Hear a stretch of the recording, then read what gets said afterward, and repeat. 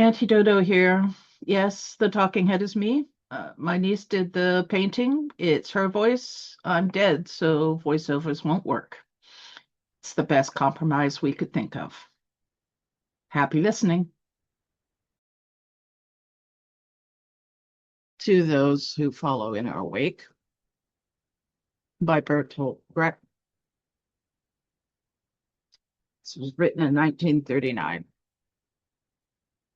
One, truly, I live in dark times. An artless word is foolish. A smooth forehead points to insensitivity. He who laughs has not yet received the terrible news.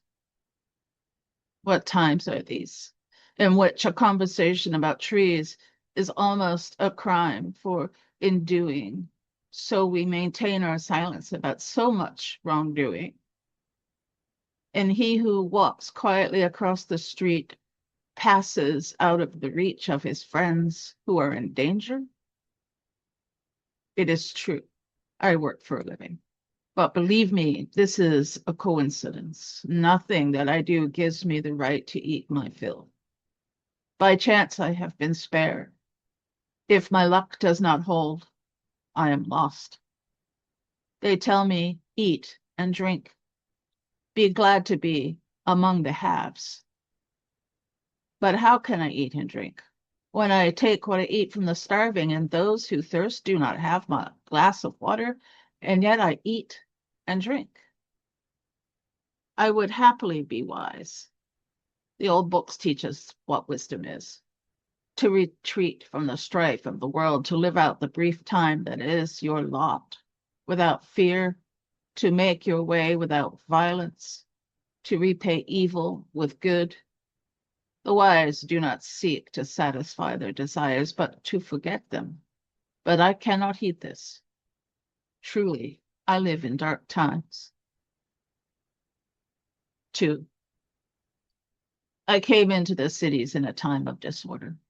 As hunger reigned, I came among the men in a time of turmoil, and I rose up with them, and so passed the time given to me on earth.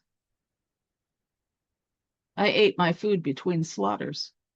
I lay down to sleep among murderers. I tended to love with abandon. I looked upon nature with impatience, and so passed the time given to me on earth. In my time, streets led into a swamp. My language betrayed me to the slaughterer. There was little I could do, but without me, the rulers sat more securely, or so I hoped, and so passed the time given to me on earth. The powers were so limited. The goal lay far in the distance. It could clearly be seen, although even I could hardly hope to reach it. And so passed the time given to me on earth. 3. You who shall resurface following the flood in which we have perished, contemplate. When you speak of our weaknesses, also the dark time that you have escaped.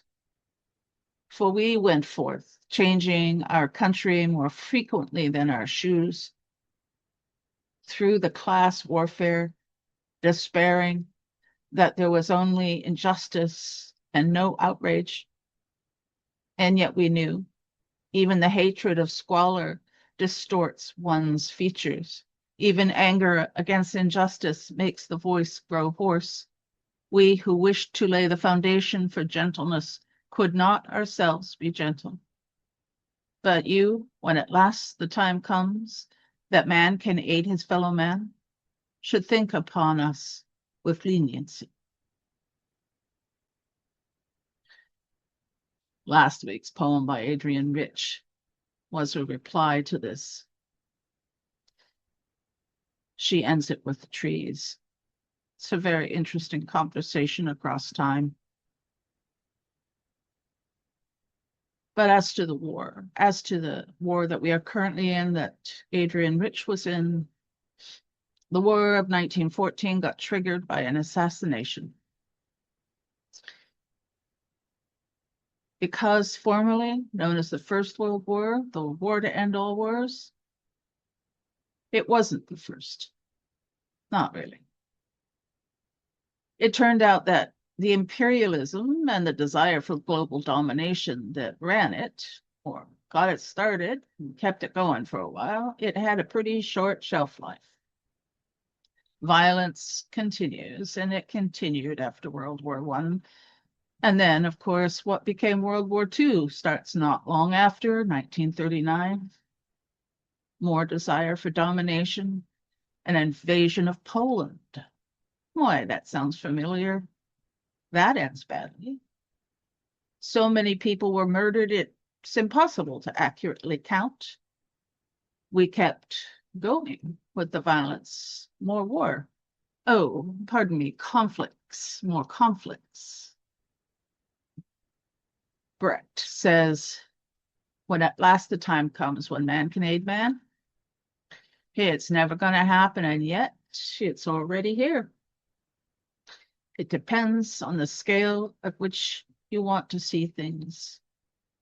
The individual, the local village, the town, the family, the nation, our cruelty to each other, our stupidity, our short-sightedness, our legion. And yet, I dedicate this to those of us who today have been kind to another.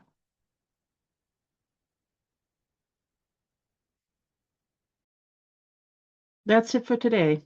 Link in again for more of Dodo's favorite poems.